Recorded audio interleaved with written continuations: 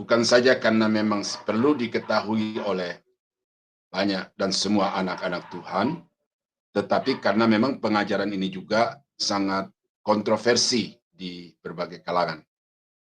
Nah, oleh karena itu maka saya mencoba untuk memaparkan kepada saudara apa yang Alkitab katakan dan apa yang harus kita perbuat untuk kita bisa memperoleh keselamatan dari Tuhan. Dan saya mendasarkan semua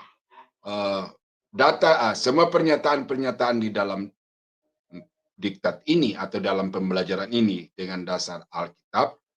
Dan karena itu maka saya terbuka untuk challenge. Tetapi dasarnya untuk saudara men-challenge adalah saudara juga harus mengemukakan pendapat-pendapat itu berdasarkan data-data dari Alkitab. Karena kalau nanti ada hal-hal yang saudara mengemukakan yang saudara menyatakan tidak setuju dengan apa yang saya katakan, tetapi saudara tidak mendasari pernyataan-pernyataan saudara itu dengan ayat-ayat Alkitab, maka saudara menggiring saya untuk kita terjebak di dalam debat kusir. Nah, oleh karena itu maka saya akan menerima semua masukan, semua pendapat, tetapi masukan pendapat itu harus berdasar kepada Alkitab.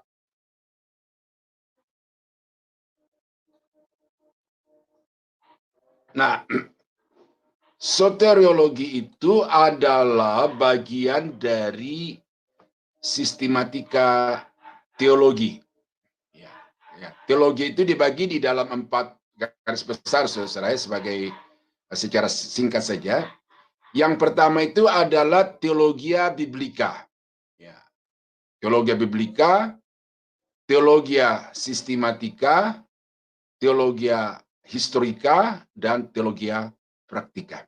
Nah, khusus untuk teologia sistematika itu ada 10, bibliologi, teologia proper, kristologi, kemudian angelologi, kemudian hamartiologi, dosa, kemudian angelologi, kemudian eklesiologi, antropologi, kemudian eskatologi, ya kurang lebih segitu. Jadi ada 10 doktrin-doktrin dasar yang ada di dalam Alkitab, dan itu terhimpun di dalam satu kelompok teologi yang namanya sistematika teologi. Nah, salah satu dari 10 itu adalah soteriologi. Nah, apa soteriologi itu? Dari judul ini sudah tergambar juga cukup jelas bahwa soteriologi adalah doktrin keselamatan secara alkitabiah. Nah, jadi kata secara alkitabiah di sini, saudara sudah mesti menggarisbawahi bahwa apa yang saya nyatakan kepada saudara ini bukan berdasarkan buku, bukan berdasarkan senior-senior saya atau pendeta-pendeta idola saya atau dosen-dosen favorit saya, tetapi apa yang saya akan kemukakan kepada saudara-saudara adalah fakta-fakta, data-data dari Alkitab yang berbicara tentang doktrin ini. Yang tentu sebelum tersaji di dalam PPT ini sudah dikaji, sudah dianalisis, kemudian sudah diklasifikasi, dan karena itu saya akan mencoba untuk menyampaikan, menyajikannya kepada saudara itu secara sistematis. Ya, jadi saya harap saudara bisa mengikuti pelajaran ini dengan rutin, tanpa putus-putus, sehingga saudara bisa mengikuti dari awal sampai pada akhir dan kemudian mendapatkan satu penggambaran yang menyeluruh. Nah, doktrin keselamatan adalah doktrin yang nampaknya biasa. Sepertinya telah diketahui oleh semua orang Kristen. Namun nyatanya banyak orang Kristen yang sebenarnya kurang mengetahui secara benar konsep keselamatan yang ada di dalam Alkitab secara keseluruhan. Banyak dari antara jemaat yang tidak memiliki keyakinan keselamatan, bahkan tidak tahu kemana rohnya akan pergi bila kematian menjemputnya. Sebaliknya, begitu banyak orang Kristen meyakini bahwa begitu mereka menjadi Kristen, saat itu juga mereka telah selamat dan pasti masuk surga. Jadi ini saudara mesti hati-hati itu, ya. Satu sisi banyak orang Kristen itu yang masih ragu oleh karena mereka masuk ke Kristenan itu hanya secara alami, Kristen, lahir di dalam keluarga Kristen dan karena itu dia menjadi orang Kristen. Tetapi sebenarnya hidupnya itu dipenuhi dengan keyakinan-keyakinan yang tradisional, saya tanda petik. Agama-agama suku. Ya. Ini pada umumnya terjadi di daerah-daerah Kristen di Indonesia, khususnya di kampung halaman saya itu, boleh dibilang hampir 100% Kristen, tetapi sebagian besar dari orang-orang Kristen itu masih lebih percaya kepada keyakinan-keyakinan suku, ya, daripada keyakinan yang berdasar Alkitab. Nah, itu satu sisi. Sisi yang lain, ada orang yang begitu menganut Kristen, dia percaya, oh ini masuk surga. Nah, oleh karena itu nanti kita akan bahas bahwa agama Kristen itu tidak jaminan keselamatan. Ya, kekristenan bukan jaminan keselamatan. Nah, oleh karena itu maka saudara harus hidup lebih daripada sekedar Kristen. Nah, mengingat doktrin keselamatan adalah salah satu doktrin pokok dalam Alkitab, maka setiap orang percaya perlu memahami dengan benar konsep-konsep keselamatan di dalam Kristus seperti yang dinyatakan dalam Alkitab, agar melalui pemahaman yang benar tersebut, imannya dapat bertumbuh dan keyakinannya semakin berakar di dalam Kristus. Tidak bisa tidak, doktrin keselamatan ini menjadi begitu penting karena asas pengajaran dasar ini menentukan bangunan iman di atasnya. Nah, jadi doktrin keselamatan ini itu akan sangat terkait erat dengan doktrin-doktrin yang lain di dalam Alkitab seperti doktrin eklesiologi, doktrin eskatologi, ya, itu sangat terkait. Nah, oleh karena itu maka saudara mesti betul-betul memahami landasan dasar dari kekristenan dan salah satunya itu adalah doktrin keselamatan. Beberapa pandangan yang akan menjadi hipotesa dalam diktat ini. Masuk Kristen sama dengan masuk surga. Saya sudah sebutkan tadi di pendahuluan itu. Keselamatan seorang dapat hilang. Nah, ini tadi di dalam doa pembukaan itu memang ini yang menjadi paham kelompok-kelompok gereja tertentu sehingga antar satu gereja dengan gereja lain itu terjadi satu pertentangan yang bermuara kepada relasi yang disharmonis. Ada yang mengatakan keselamatan tidak dapat hilang sekalipun orang itu hidup dalam dosa, atau sekali selamat tetap selamat. Nah, jadi pokoknya udah selamat ya hidup semau gue gitu, ya. Dan apapun dosa yang saya perbuat itu tidak bisa menghalangi atau tidak bisa membatalkan keselamatan saya. Kemudian hipotesa yang lain adalah keselamatan adalah hasil kerjasama antara Allah dengan manusia. Ada beberapa ayat di dalam Alkitab yang mereka kutip itu sebagai satu dasar bahwa manusia harus mengerjakan keselamatannya. Karena itu ada yang mengatakan baptisan menyelamatkan manusia harus berpartisipasi untuk memenuhi tanggung jawab di dalam keselamatannya. Lalu hipotesa yang terakhir adalah keselamatan merupakan karya Allah sepenuhnya dan karena itu tidak dapat dibatalkan oleh apa dan siapapun.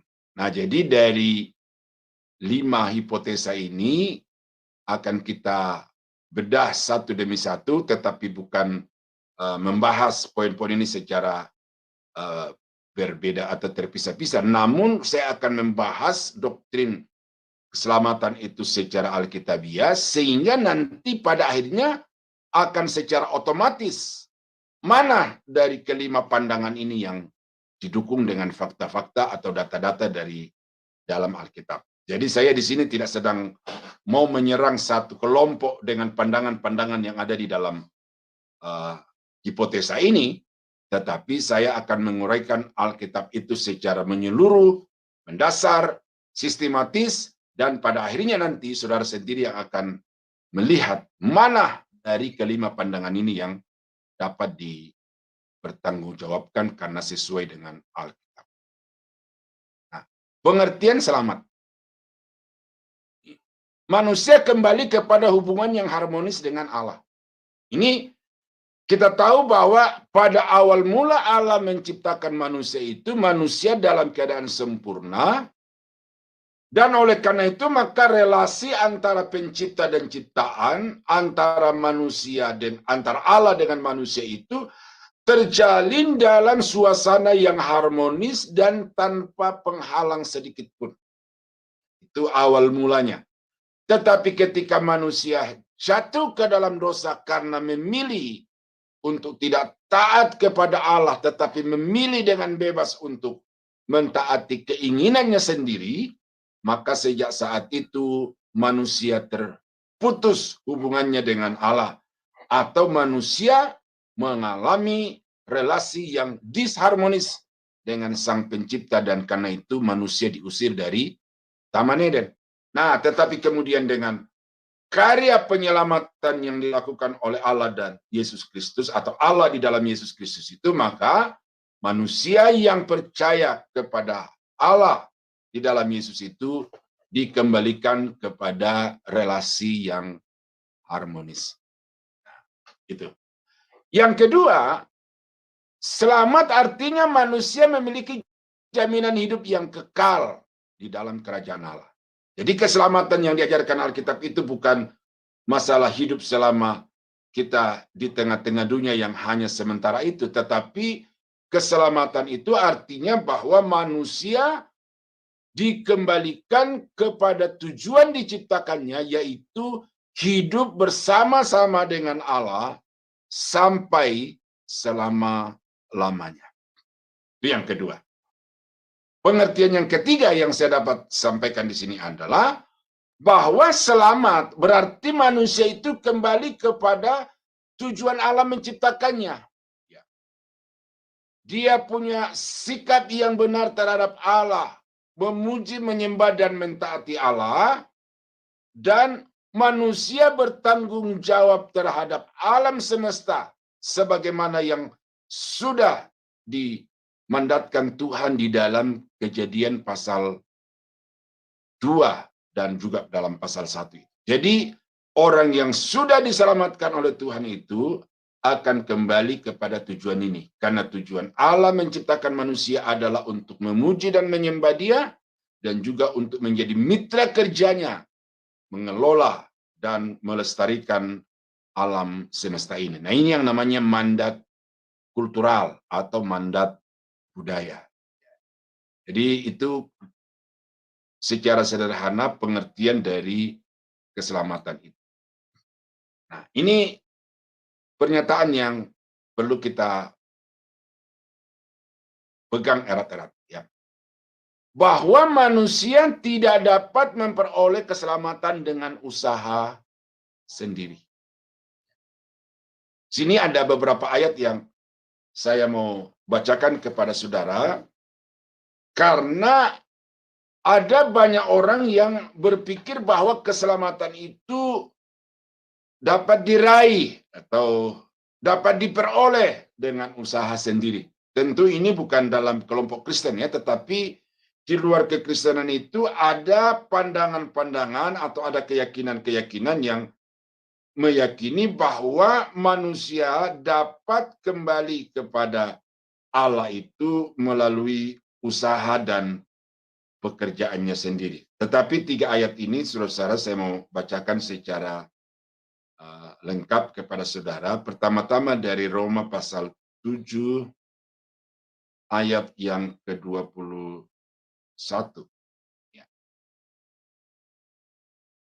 Demikianlah aku dapati hukum ini. Jika aku menghendaki berbuat apa yang baik, yang jahat itu ada padaku. Sebab di dalam batinku aku suka akan hukum Allah, tetapi di dalam anggota-anggota tubuhku aku melihat hukum lain yang berjuang melawan hukum akal budiku dan membuat aku menjadi tawanan hukum dosa yang ada di dalam anggota-anggota tubuhku. Aku manusia celaka. Siapakah yang akan melepaskan aku dari tubuh maut ini? Nah, ini adalah jeritan ungkapan hati dari seorang hamba Tuhan yang besar dan seorang tokoh agama yang besar sebelum dia menjadi Kristen, yaitu Paulus. Nah, kalau kita baca di dalam Filipi pasal 3, saudara, kita melihat di situ bahwa Paulus ini adalah seorang yang sempurna di dalam mentaati hukum Taurat. Tetapi ternyata di dalam Roma pasal 7 ayat 21 sampai 24 ini, dia temukan bahwa dia tidak mampu untuk melakukan hukum Taurat itu dengan kekuatannya sendiri. Karena itu di dalam ayat yang ke-24 dia berkata, aku manusia celaka. Siapa yang akan melepaskan aku dari tubuh maut ini? Rohnya ingin untuk melakukan yang baik. Pikirannya sadar bahwa yang baik itulah yang menyenangkan Tuhan dan dia ingin melakukan. Tetapi dia berkata bahwa di dalam anggota-anggota tubuhku ada satu kekuatan, ada satu kuasa yang aku tidak bisa kalahkan, yang aku tidak bisa atasi dengan niat dan dengan keinginan. Oleh karena itu maka aku manusia celaka. Nah, lalu ayat 25. Syukur kepada Allah. Nah, jadi jawaban dari pertanyaan di dalam ayat 24, itu ayat 25. Syukur kepada Allah oleh Yesus Kristus, Tuhan kita. Jadi dengan akal budiku aku melayani hukum Allah, dan dengan tubuh insaniku aku melayani hukum dosa. Nah, itu realita yang Paulus temukan di dalam kehidupannya. Nah, dalam Filipi pasal 3, saya sudah singgung sedikit tadi, bahwa kesalehan, kehidupan keagamaan, betapapun sempurna, betapapun salehnya, saudara dan saya, dan juga kelompok-kelompok agama yang lain itu ya, kesalehannya itu sama sekali tidak mempengaruhi atau tidak membawanya satu langkah, satu inci lebih dekat kepada Tuhan. Jika ada orang lain menyangka dapat menaruh percaya kepada hal-hal lahiriah, aku lebih lagi. Nah, ini Paulus. Dia membeberkan semua prestasi dan capaian di dalam kehidupan keagamaannya. Disunat pada hari ke-8 dari bangsa Israel, dari suku Benyamin, orang Ibrani asli. Tentang pendirian terhadap hukum Taurat, aku orang Farisi. Tentang kegiatan aku menganiaya jemaat, tentang kebenaran dalam mentaati hukum Taurat, aku tidak bercacat. Tetapi apa yang dahulu merupakan keuntungan bagiku sekarang kuanggap rugi karena Kristus. Malahan segala sesuatu kuanggap rugi karena pengenalan akan Kristus Yesus Tuhanku lebih mulia daripada semuanya. Oleh karena dialah aku telah melepaskan semuanya itu dan menganggapnya sampah supaya aku memperoleh Kristus dan berada di dalam dia bukan dengan kebenaranku sendiri karena mentaati hukum Taurat, melainkan dengan kebenaran karena kepercayaan kepada Kristus, yaitu kebenaran yang Allah anugerahkan berdasarkan kepercayaan. Nah, jadi Filipi pasal 3 di sini Paulus mau memperlihatkan masa lalunya dan masa kininya. Artinya ada dua fase kehidupan Paulus. Dia sebutkan atau dia uraikan secara detail panjang lebar tentang prestasi di luar Kristus sebagai seorang yang beragama, penganut agama Yahudi dan yang begitu fanatik dengan hukum Taurat. Tetapi kemudian dia temukan bahwa apa yang dia capai secara keagamaan itu ternyata itu adalah sampah. Nah, baru Masa kininya adalah bahwa aku ada di dalam Kristus itu bukan karena perbuatan, bukan karena kesalehan, bukan karena ketidakbercacatan bercacat di dalam hukum Taurat, tetapi aku ada di dalam Kristus itu berdasarkan kebenaran yang dianugerahkan Allah. Nah, jadi dari beberapa uraian saya ini sudah bisa menghubungkan dengan hipotesa-hipotesa di atas tadi, ya. Nah, lalu filsafat sama sekali juga tidak membawa orang itu lebih dekat kepada Tuhan. Nah, tentu ini secara khusus ditujukan oleh Rasul Paulus kepada orang-orang Yunani, ya. Di dalam 1 Korintus pasal 2 ayat yang ke-18.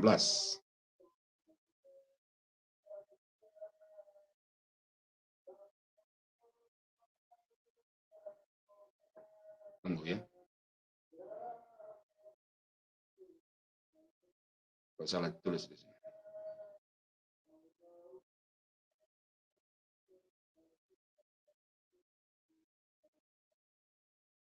1 Korintus 1 ayat yang ke-18 berkata, sebab pemberitaan tentang salib memang adalah kebodohan bagi mereka yang akan binasa. Tetapi bagi kita yang diselamatkan, pemberitaan itu adalah kekuatan Allah. Ya. Di manakah orang yang berhikmat? Di manakah ahli Taurat? Di manakah pembantah dari dunia ini? Bukankah Allah telah membuat hikmat dunia ini menjadi kebodohan? Oleh karena dunia dalam hikmat Allah tidak mengenal Allah oleh hikmatnya, maka Allah berkenan menyelamatkan mereka yang percaya oleh kebodohan pemberitaan Injil. Nah, saudara baca seluruh perikop ini, ya, saudara bisa melihat di situ bagaimana Paulus pada waktu itu sedang memberikan satu pernyataan yang jelas-jelas membuktikan bahwa pandangan orang-orang Yunani tentang keselamatan yang bisa diperoleh dengan filsafat yang semakin tinggi itu ternyata sama sekali tidak berdaya. Oleh karena itu maka yang membuat orang datang kepada Tuhan, yang membuat orang berkenan kepada Tuhan itu adalah salib itu. Nah, justru salib ini yang oleh orang-orang Yunani dianggap sebagai satu kebodohan.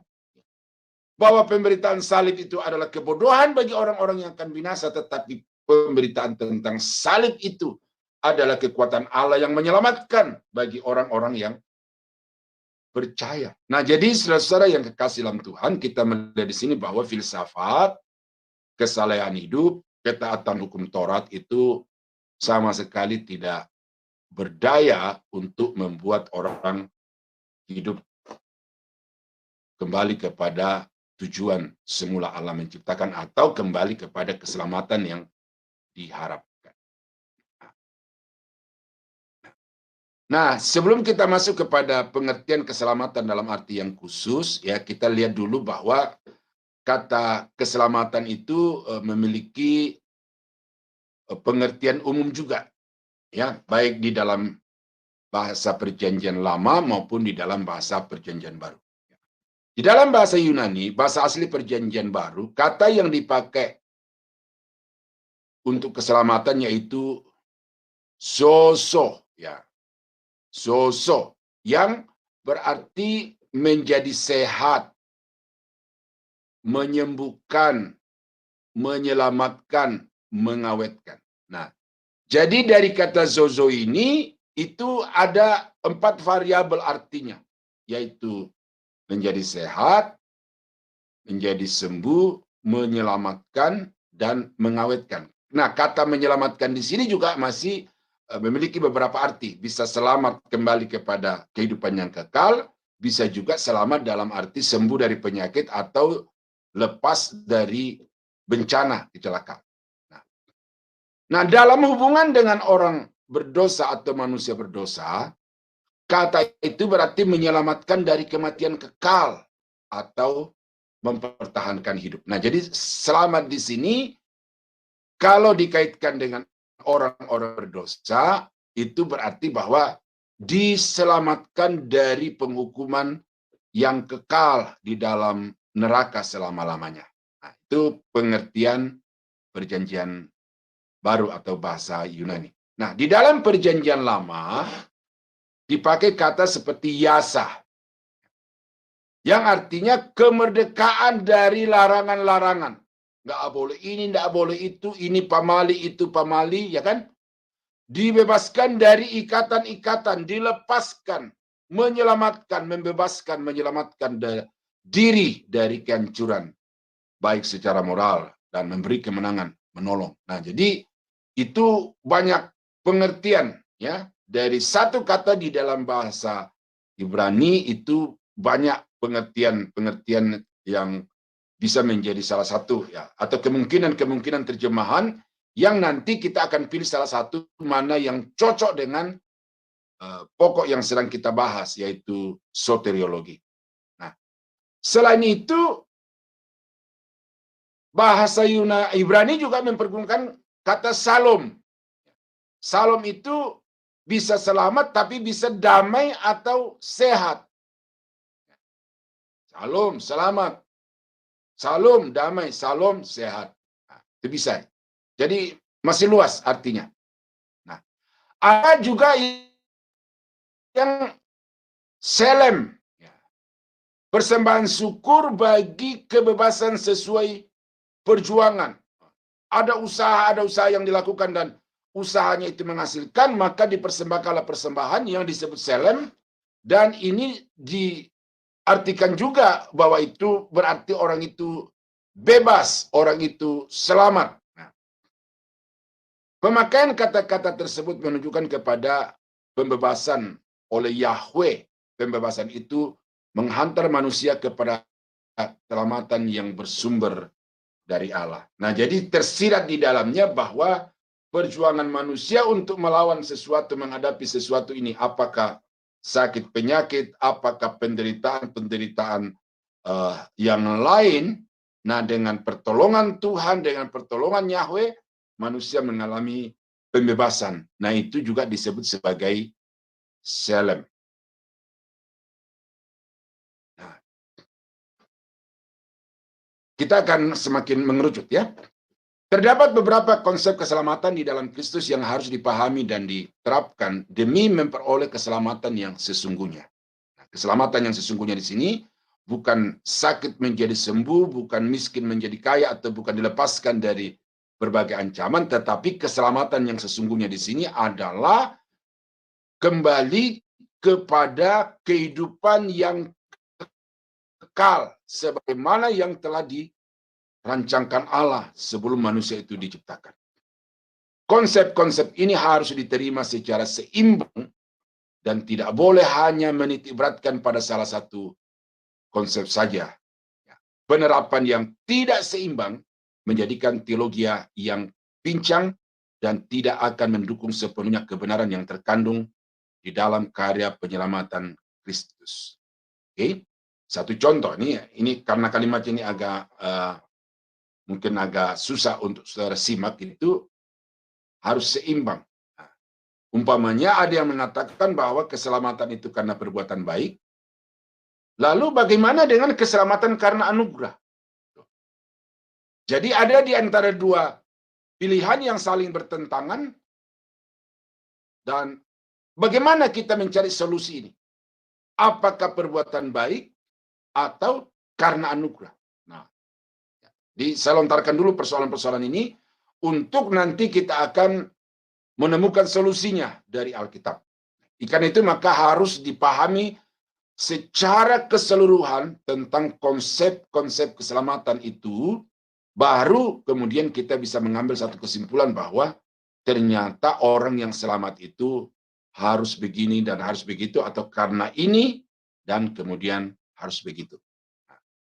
Konsep-konsep tersebut akan dibahas satu persatu sehingga orang Kristen atau mahasiswa dapat mengukur keyakinan keselamatannya, dan khususnya para mahasiswa dapat mengajarkan konsep-konsep tersebut kepada jemaat secara benar. Nah, jadi karena memang diktat ini dipersiapkan untuk bahan ajar kepada para mahasiswa, maka goal yang mau dicapai adalah mahasiswa itu memastikan keselamatan dirinya berdasarkan konsep-konsep dari Alkitab, dan mahasiswa itu diperlengkapi dengan pengetahuan yang menyeluruh tentang konsep-konsep keselamatan itu, supaya mereka dapat mengajarkannya kepada jemaat sesuai dengan waktu dan tempat yang Tuhan tetapkan bagi mereka. Nah, saya berharap juga nanti saudara-saudara yang ada di dalam ruangan ini adalah orang-orang yang bukan hanya terpanggil untuk memahami dan mengerti, tetapi saudara juga adalah orang-orang yang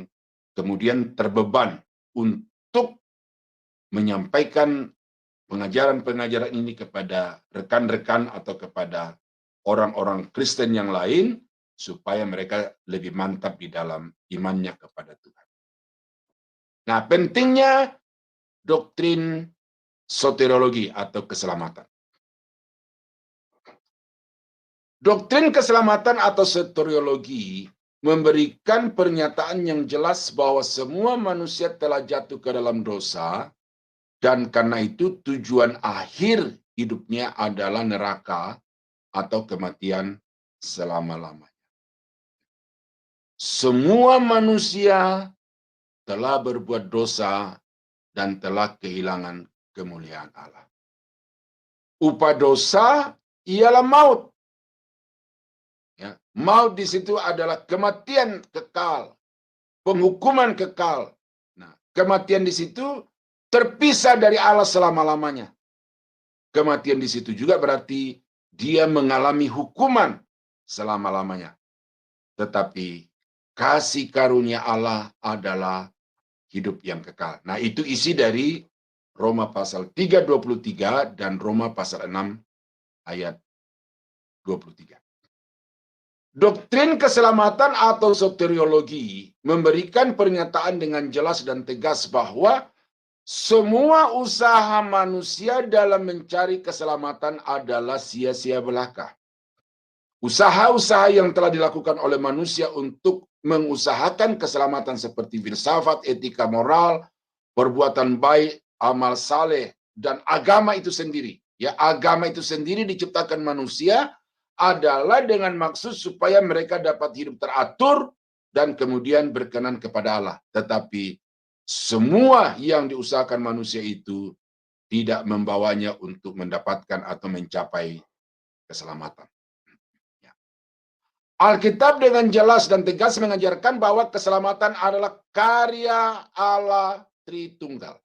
Nah, ini ya, jadi ini mungkin baru saudara dengar. Selama ini kita mendengar bahwa keselamatan itu adalah karya Yesus. Karena itu maka Yesus adalah Tuhan dan Juru Selamat. Tetapi saya akan mengajarkan kepada saudara bahwa keselamatan itu adalah seutuhnya karya Tritunggal. Bahkan nanti yang keempat adalah karya dari firman Allah atau Alkitab itu. Ya, jadi karena itu, saudara jangan memperlakukan Alkitab itu secara tidak wajar, karena Alkitab itu juga punya pengaruh atau berkarya di dalam kehidupan saudara dan saya untuk memperoleh keselamatan. Ya. Bagian Alkitab yang membahas karya Tritunggal dalam keselamatan adalah Efesus pasal 1 ayat 3-14. Dalam bagian Alkitab ini diperlihatkan dengan jelas bahwa baik Bapa maupun Anak dan Roh Kudus berkarya secara bersama-sama di dalam menyelamatkan orang-orang berdosa. Berdasarkan perikop tersebut, konsep-konsep keselamatan akan diuraikan di dalam diktat ini, ya, atau di dalam PPT ini. Ya, sekarang kita mulai dengan karya Bapa di dalam keselamatan. Yang pertama adalah Allah memberi anugerah. Ya, atau gini, saya baca dulu ya. Efesus pasal 1 ayat 3-14. Karena dari sini saya akan membangun semua konsep-konsep itu nanti. Terpujilah Allah dan Bapa Tuhan kita Yesus Kristus, yang dalam Kristus telah mengaruniakan kepada kita segala berkat rohani di dalam surga.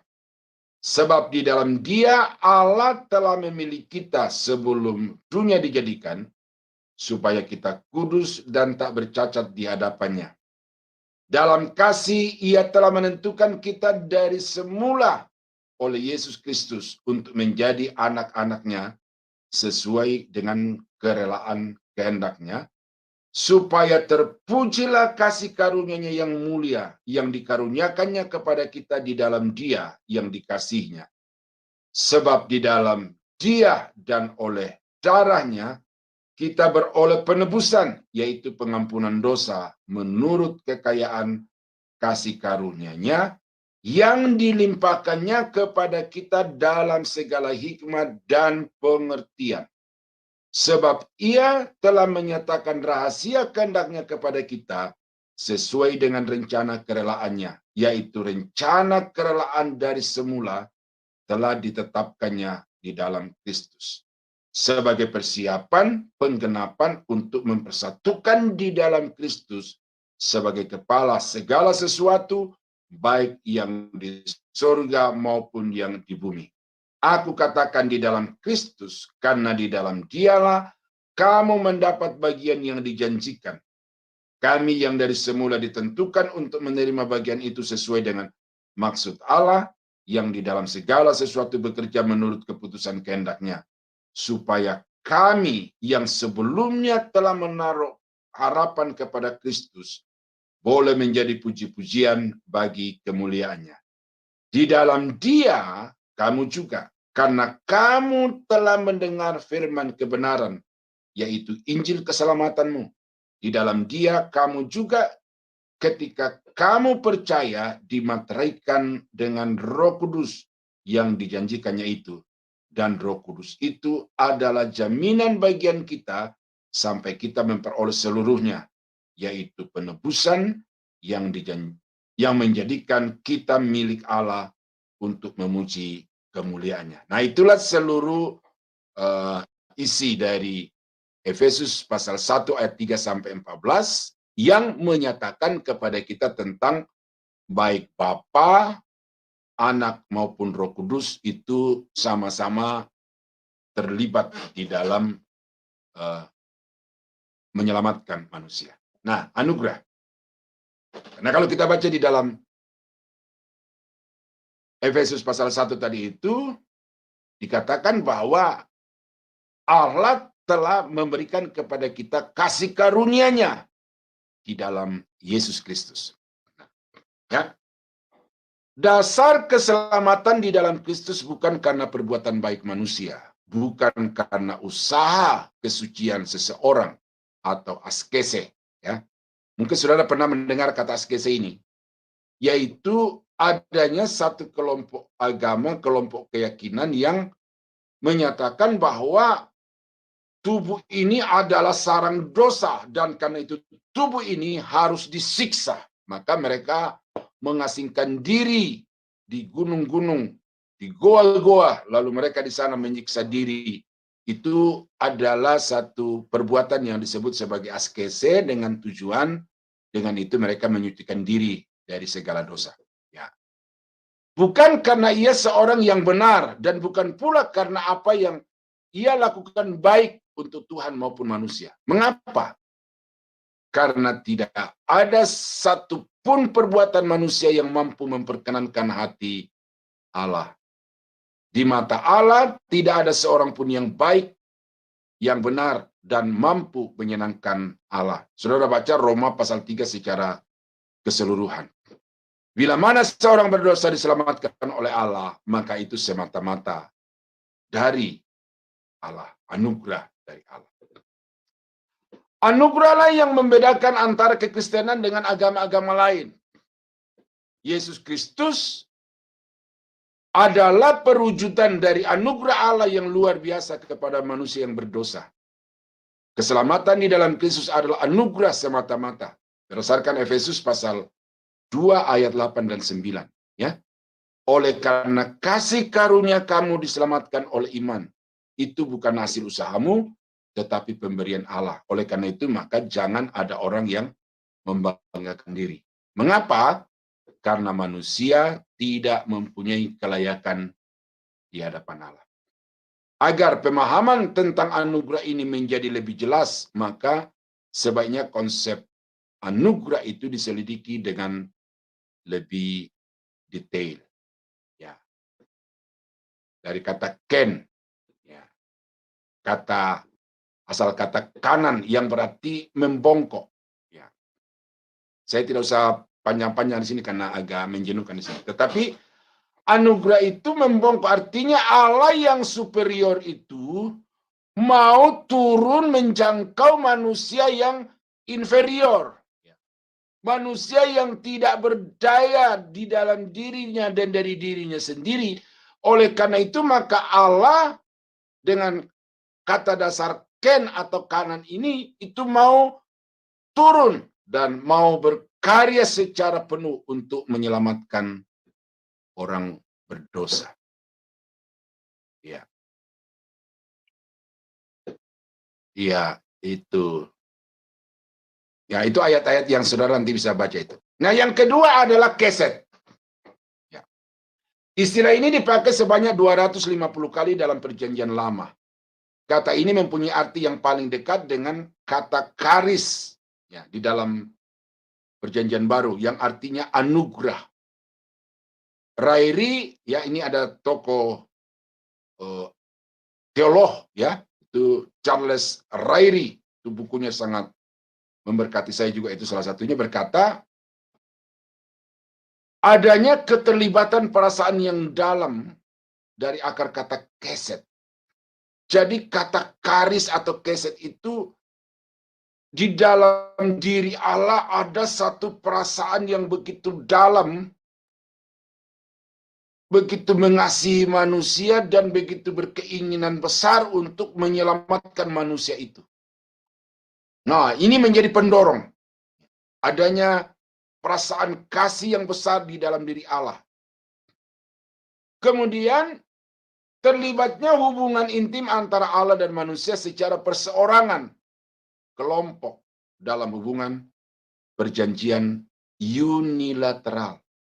Nah, jadi kembalinya manusia secara personal dan secara komunal itu kepada Allah dalam satu hubungan persekutuan, ya, itu bukan karena ada perjanjian bilateral di situ antara manusia dengan Allah atau antara Allah dengan manusia. Tetapi semua ikatan manusia dengan Allah dalam persekutuan yang harmonis itu semata-mata berlandas kepada janji sepihak dari Allah. Bahwa aku mengasihi kamu, aku menyelamatkan kamu, dan aku akan membebaskan kamu dari penghukuman. Tanpa diminta persyaratan-persyaratan. Karena kalau ada persyaratan-persyaratan yang dituntut itu berarti ada perjanjian yang disebut sebagai perjanjian bilateral kedua belah pihak. Nah, bila mana kedua pengertian di atas digabungkan, maka istilah anugerah itu mempunyai pengertian bahwa anugerah Allah itu teguh. Ya, artinya anugerah Allah itu karena sama sekali tidak bergantung kepada sesuatu di luar diri Allah, maka walaupun sesuatu yang di luar diri Allah ini, dalam hal ini manusia yang diselamatkan itu, tak stabil atau tidak konsisten, tidak setia, anugerah itu tidak bisa digugat, tidak bisa digoyahkan. Karena anugerah semata-mata berlandas kepada hakikat dari Allah itu sendiri. Tahan uji, kokoh. Nah, itu sebabnya saudara-saudara ini masuk di dalam jawaban hipotesa yang tadi itu. Kalau Allah sudah memberi anugerahnya itu kepada si A, memberi anugerahnya kepada si B, maka si A dan si B ini tidak bisa digugat keselamatannya oleh siapapun. Oleh karena anugerah Allah tidak bisa digugat oleh siapapun. Jadi gagasan kesetiaan dan bukannya kebaikan atau rahmat yang menguasai hubungan tersebut. Jadi kesetiaan Allah terhadap janjinya, kesetiaan Allah terhadap firman-Nya itu juga merupakan satu peneguhan terhadap anugerah, kekuatan dan kekokohan anugerah itu. Ya. Jadi apa yang Allah kerjakan dan apa yang manusia lakukan, nah itu di sini sudah mulai ya, bahwa manusia di dalam konteks keselamatan, saat diselamatkan itu manusia hanya menerima anugerah saja, sementara yang bekerja secara penuh itu adalah Allah yang memiliki kasih karunia. Nah, konsep anugerah menurut Perjanjian Baru. Dalam literatur Yunani, istilah charis itu mempunyai makna yang luas. Ya, jadi maknanya luas, tetapi nanti kita akan ambil satu yang memang pas untuk doktrin ini. Kata charis bisa berarti keindahan fisik. Nah, cantik. Nah, Ibu Aling, Ibu Heni, nah, itu charis. Makanya kata karisma. Jadi ada wujud fisik yang lebih indah daripada yang lain. Merupakan karya seni, karya lagu. Charis juga berarti keagungan, kemuliaan, kemenangan, bahkan mengandung sukacita dan kepuasan. Jadi orang-orang yang sedang bersukacita itu juga itu dapat dikategorikan sebagai orang yang sedang charis atau berkarisma itu. Manusia berdoa mempersembahkan korban dan menyenangkan dewa-dewa agar memperoleh anugerah. Nah, ini usaha dari orang-orang yang tidak mengenal Tuhan itu. Ya. Jadi anugerah itu kalau dipancing, ya itu bukan lagi anugerah. Itu sesuatu balasan, suatu pencapaian. Saudara kalau pernah masih ingat zaman Soeharto dulu ya, secara reguler tahunan itu ada tokoh-tokoh masyarakat atau masyarakat biasa yang diundang ke istana untuk diberi penghargaan yang namanya penganugerahan Kalpataru. Nah, penganugerahan. Jadi sebenarnya kata anugerah itu ya ditempel saja di situ tanpa memahami maksud yang sesungguhnya. Nah, orang-orang yang diundang dari desa-desa datang ke istana itu adalah orang-orang yang memang sudah menunjukkan prestasinya. Saya masih ingat ada satu bapak yang bertahun-tahun dia melobangi gunung batu. Melobangi gunung batu. Tahun-tahun dia pahat sendiri gitu.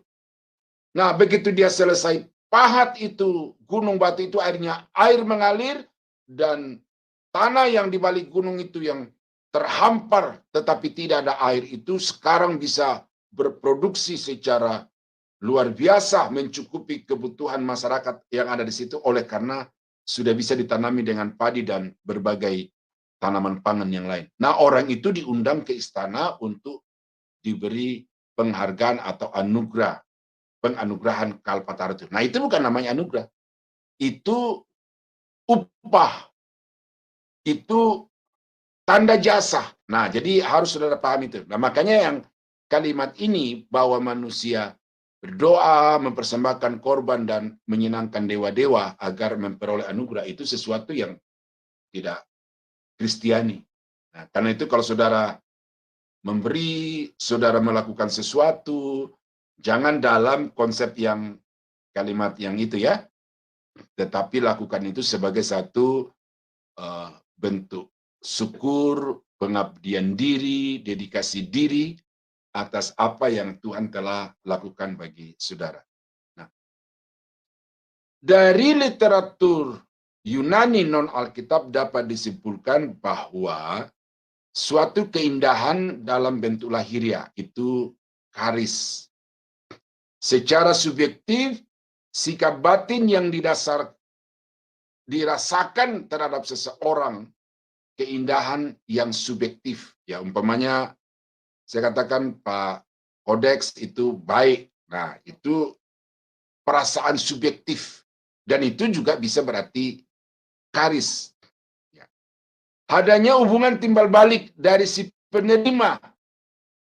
Rasa syukur itu bisa juga dikatakan sebagai karis. Nah, mungkin inilah yang diadopsi oleh pemerintah Orde Baru itu, sehingga adanya satu hubungan timbal balik dari masyarakat desa yang berprestasi, kemudian disyukuri oleh pemerintah dan memberikan kepada mereka penghargaan. Nah, mungkin di situ bagian C. Dalam bentuk kata kerja, membantu kata syukur berarti kepentingan memperoleh sesuatu. Nah, ini tentu masih di dalam ini ya, pengertian sekuler ya, bukan dalam pengertian Alkitab. Jadi masih agak bercabang, saudara. Nah, dalam Perjanjian Baru, nah kita masuk ke dalam keterangan Alkitab tentang kata karis itu. Kata karis atau anugerah dipakai sebanyak 155 kali di dalam Perjanjian Baru. 10 kali diantaranya oleh Paulus.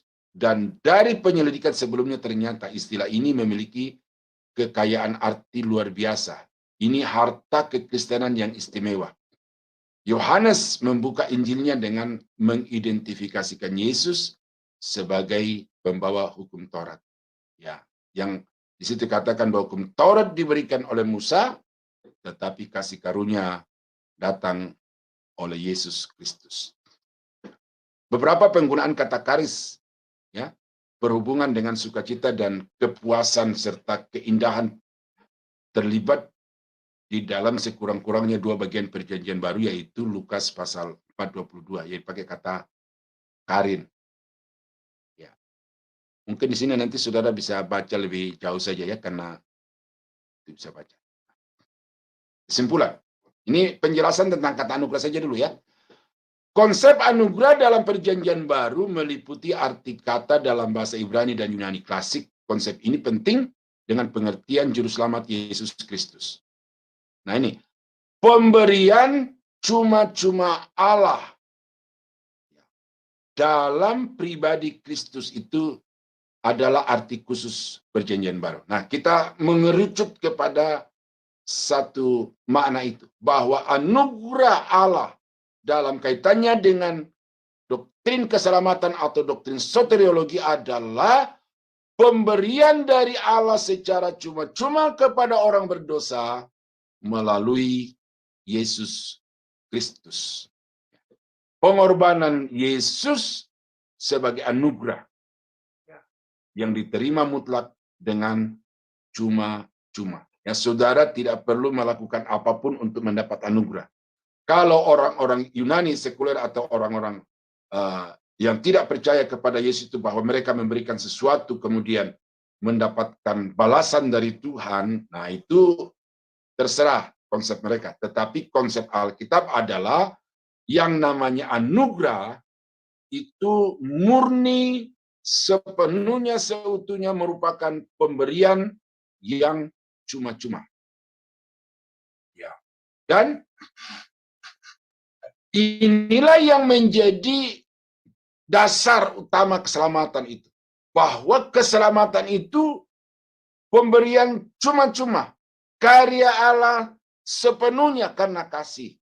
Bukan karena ada sesuatu yang dihargai di dalam diri manusia oleh Allah lalu diberikan anugerah. Nah, jadi dengan demikian perbuatan baik, ya, hipotesa di atas itu sudah tereliminir itu. Bahwa perbuatan baik itu tidak ada ruang di dalam keselamatan karena anugerah itu adalah pemberian secara cuma-cuma. Bila telah diterima, anugerah itu memerintah kehidupan rohani si penerima dan mendatangkan anugerah demi anugerah. Ia melengkapi dan menguatkan dan mengontrol semua bidang kehidupan. Nah, ini ada anugerah lanjutan, ya, seperti pelayanan, seperti nyanyi, seperti memimpin dan seterusnya. Tetapi itu adalah karunia lanjutan. Tetapi karunia dasarnya itu adalah anugerah yang membuat manusia itu bisa kembali kepada Allah di dalam Yesus Kristus. Akibatnya orang-orang beriman atau orang Kristen itu memulangkan syukur, anugerah kepada Allah bagi kekayaan, wah ini tidak cukup ke bawahnya, bagi kekayaan apa dibaca, kekayaan anugerahnya itu.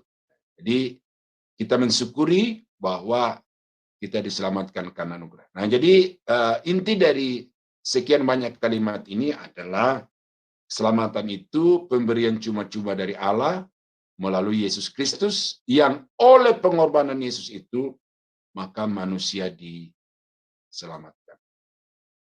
Ya, itulah yang dilakukan Allah di dalam dilakukan Bapa di dalam keselamatan, yaitu memberikan kasih karunia, ya.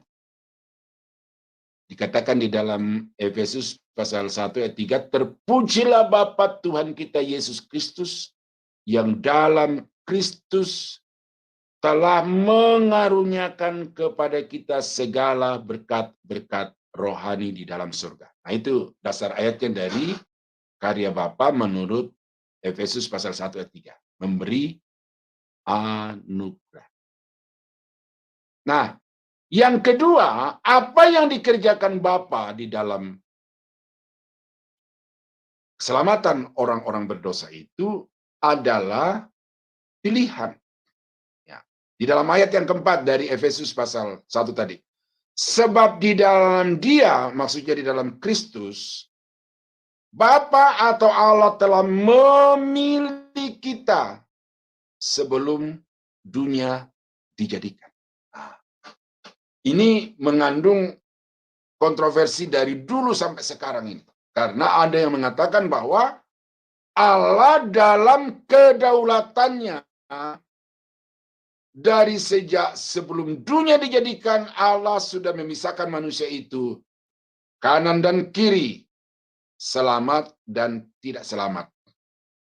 Kenapa? Allah telah memilih kita sebelum dunia dijadikan.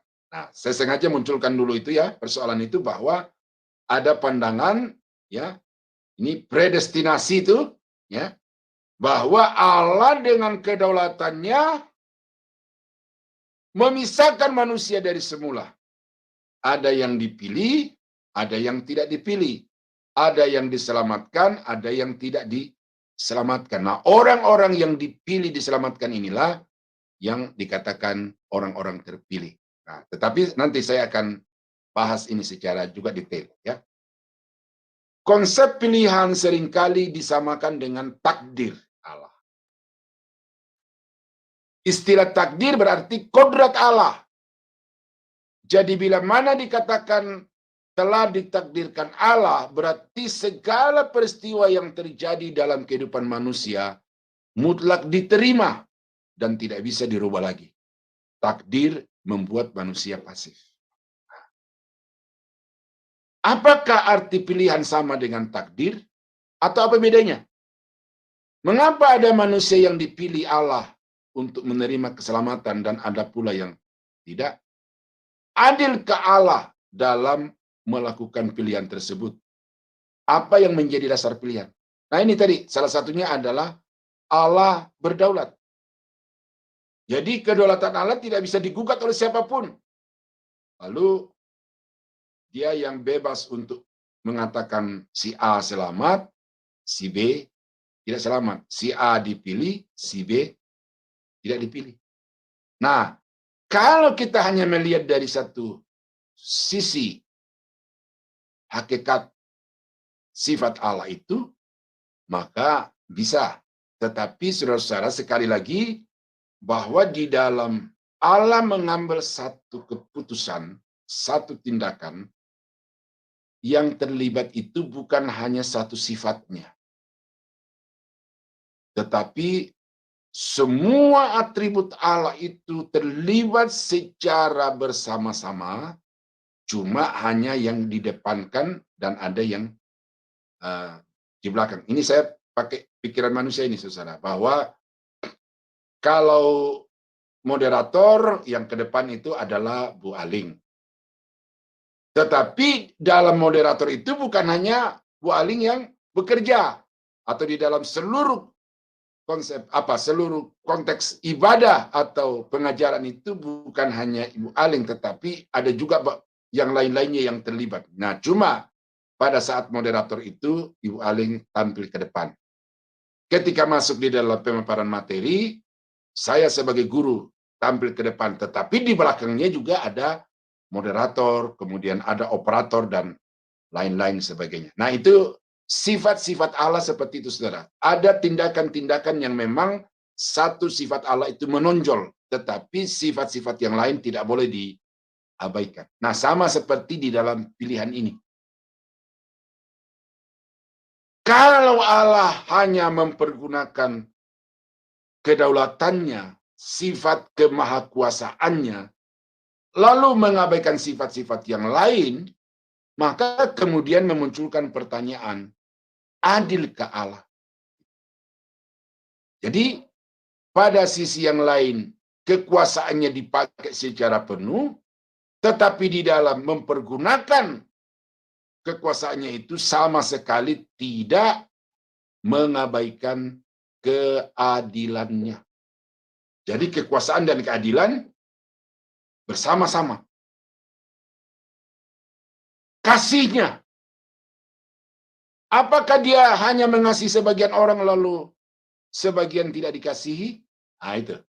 Jadi ini memang ini sesuatu yang agak apa, saudara ya, jelimet. Tetapi ini penting untuk saudara pahami karena ini salah satu yang juga menjadi persoalan banyak orang Kristen untuk tidak perlu menginjil.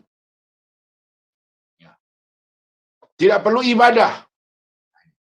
Saya pernah diminta oleh satu gereja untuk membawa pembinaan bagi aktivis-aktivis, dan ketika saya sampai kepada poin ini, dia berkata, Pak, sebaiknya diktat Bapak yang menulis tentang pilihan itu dicoret saja. Karena apa? Saya bilang. Lalu dia bilang, karena akhirnya berkata begini, kita tidak perlu menginjil. Toh, menginjil atau tidak, Tuhan sudah tentukan siapa yang selamat, siapa yang enggak. Kita tidak perlu susah-susah untuk membuang waktu, tenaga, pikiran, dan perasaan untuk ibadah, apalagi kita di daerah Banten ini. Ya. Kita beribadah itu seperti main kucing-kucingan. Nah, padahal kalau menurut diktat Bapak ini ya pilihan Allah itu sudah mutlak begitu. Jadi biarpun saya di rumah saja, tidak usah ibadah, ya kalau saya sudah dipilih ya pasti saya masuk surga. Saya bilang sama dia, saya tidak bisa mencoret itu dari diktat saya. Karena konsep pilihan itu bukan dari pikiran saya, tetapi konsep pilihan itu bersumber dari Alkitab. Nah, tapi kemudian karena itu adalah pentolan di gereja itu, ya akhirnya saat itu juga berhenti. Dan saya juga sudah berkata saya tidak mau lagi untuk diundang untuk membawa pembinaan di gereja itu selama orang itu masih ada, karena orang itu mau mendominasi pendeta dalam gereja. Ya memang dia orang kaya, punya jabatan gitu, lalu dia mau mengendalikan pendeta dan pengajar seperti saya. Nah, itu tidak boleh, saudara ya. Nah, kita mau pahami pilihan ini secara komprehensif. Ya. Apa dasarnya pilihan Allah? Satu, kasih. Pilihannya, Yesus dipilih untuk menyelamatkan orang-orang berdosa. Orang-orang berdosa dipilih juga berdasarkan kasih. Allah memilih umat percaya agar tidak binasa. Sebabnya Allah memperpendek masa tribulasi. Ini doktrin tribulasi yang sudah kita bahas kemarin itu. Jadi Tuhan mengasihi orang-orang Israel yang masuk di dalam masa tribulasi itu, dan itu terjadi karena dia mengasihi mereka.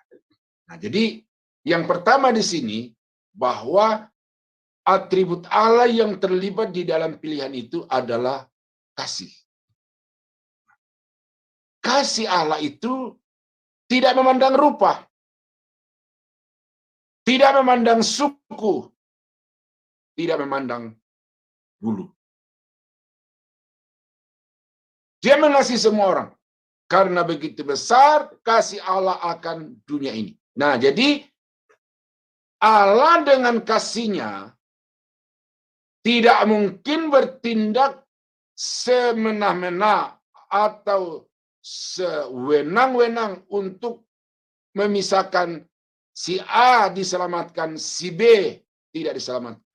Karena baik si A maupun si B sama-sama ada di dalam objek kasih dari Tuhan.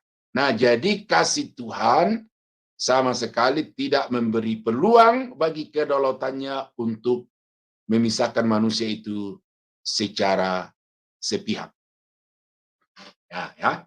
Saya harap saudara bisa menyambungkan pikiran itu. Nah, apakah pilihan itu pengertiannya? Ya.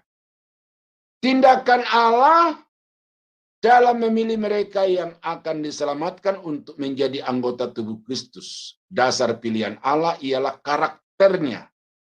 Karakternya artinya ada harmonisasi yang sejalan dengan sifat-sifat Allah sebagai berikut. Nah, jadi semua sifat-sifat Allah ini tadi sudah katakan itu. Nah, kalau kita katakan ini kita personifikasi ya, kasih, berdiskusi dengan hikmat, berdiskusi dengan kemahatauan, berdiskusi dengan kedaulatan dan lain sebagainya. Nah, jadi semuanya itu saling berkontribusi. Tidak ada yang terabaikan dari semua atribut-atribut itu. Kasihnya, anugerah tadi. Nah, ini hikmat. Apa yang membuat Allah pada akhirnya dia membuat satu garis pemisah yang tegas sebelum dunia dijadikan, sebelum manusia diciptakan adalah kemahatauannya. Nah, ini yang saya katakan tadi, dikedepankan itu. Ketika dia memberi anugerah, yang dikedepankan adalah kasih-Nya, tetapi ketika dia memilih, sifat yang dikedepankan adalah hikmat-Nya. Itu di dalam Efesus 1 ayat 8. Sebab dikatakan, dia memilih kita karena hikmat-Nya. Jadi Allah itu Maha Tahu, saudara. Allah Maha Tahu. Sehingga sebelum dilahirkan, Allah mengasihi Yakub, membenci Esau.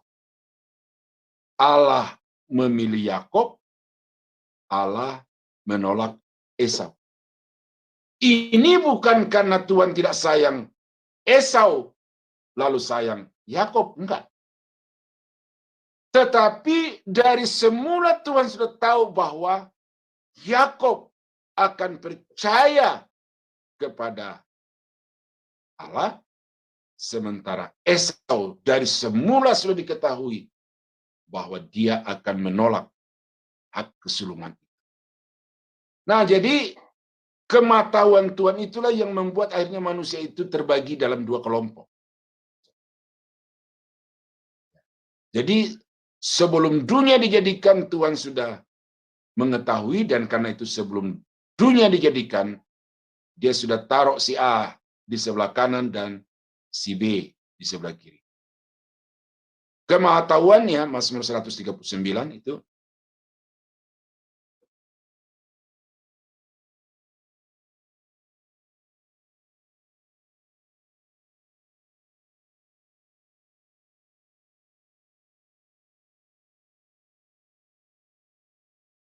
ya, saudara bisa baca di situ seluruhnya bagaimana pemazmur menyatakan itu bahwa tidak ada yang tersembunyi di dalam diri manusia, bahkan di dalam pikiran manusia itu di hadapan Allah. Nah, jadi Tuhan itu Maha Tahu.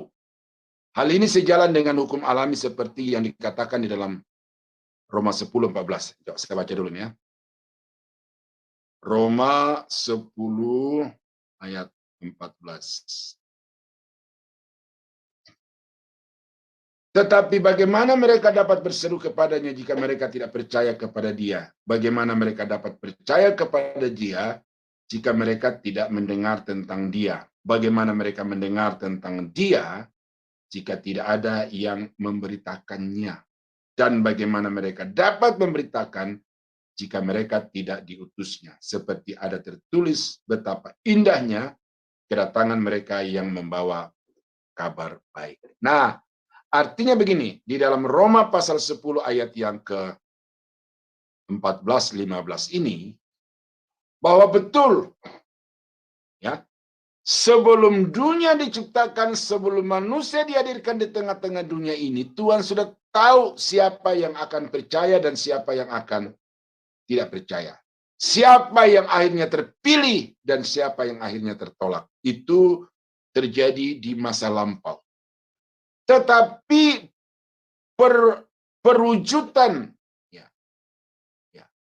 atau penggenapan pilihan itu terjadi di dalam diri manusia baru pada saat orang itu mendengar Injil. Itu sebabnya pilihan sama sekali tidak menafikan pemberitaan Injil.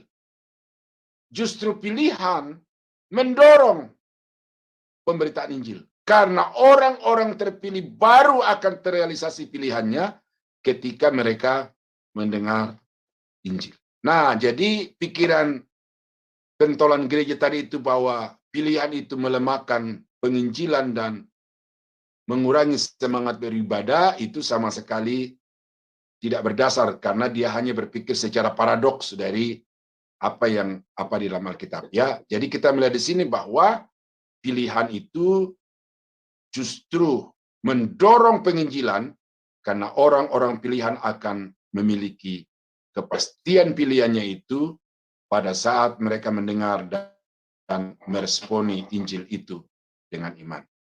Ada hubungan, tujuannya adalah untuk memuliakan Allah. Ya, cara merealisasikan pilihan Allah. Pemberitaan ditetapkan dan ada suatu umat tertentu yang dipilihnya.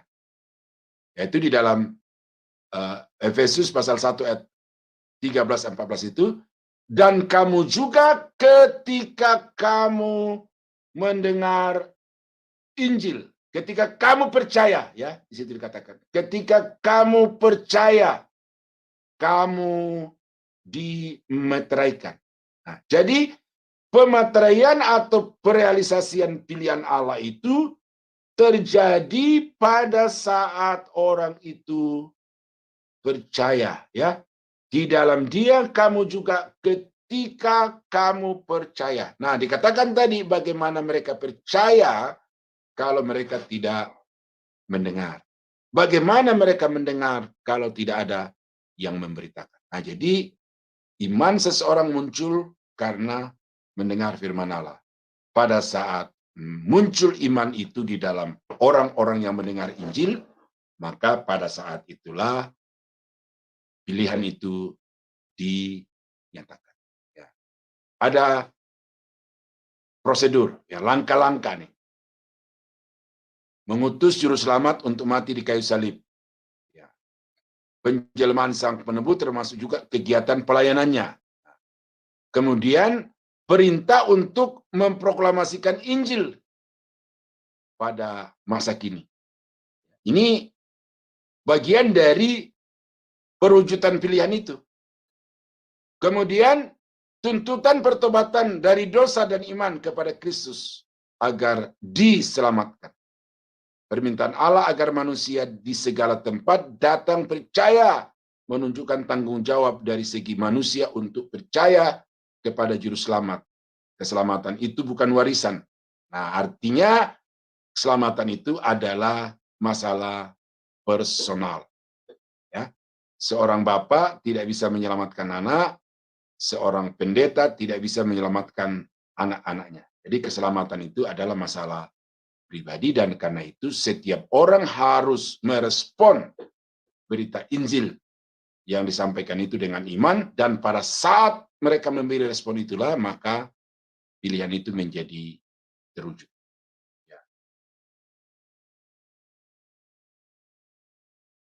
Ini kesulitan-kesulitan terhadap ini ya. Nanti saudara baca saja ini.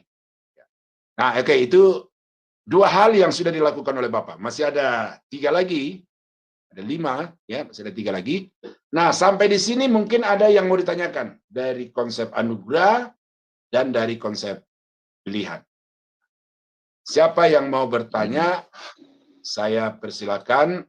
Fokus dulu kepada anugerah dan fokus kepada pilihan. Silakan, Ya. Ibu Alif. Terima kasih Pak Daniel.